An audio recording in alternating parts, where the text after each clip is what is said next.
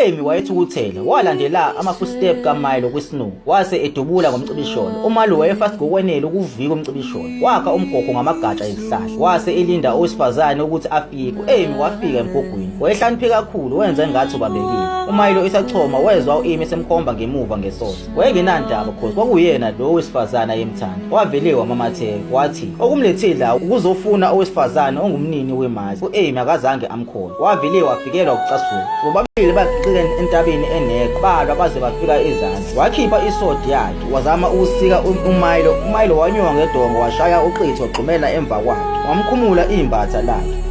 Ngokuphenduka nje u-Amy wazithola engasayigqokile iblouse. uMilo wachazeka echazwa ifiga ka-Amy, wakhohlwa ubuhlungu obusehlombe. Uma e-atheka futhi waqaqa igoda lika-Amy.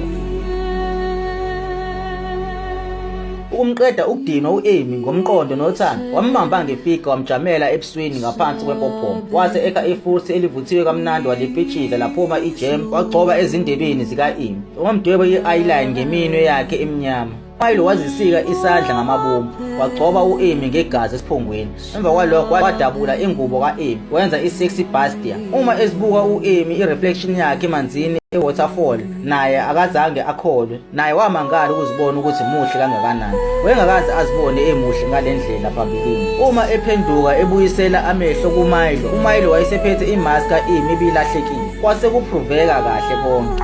Ufike izintaba ukuze uzothola Ngaphakathi kuka-Amy obehlezi ethukuthele kukhona intombazane enhle nenothando.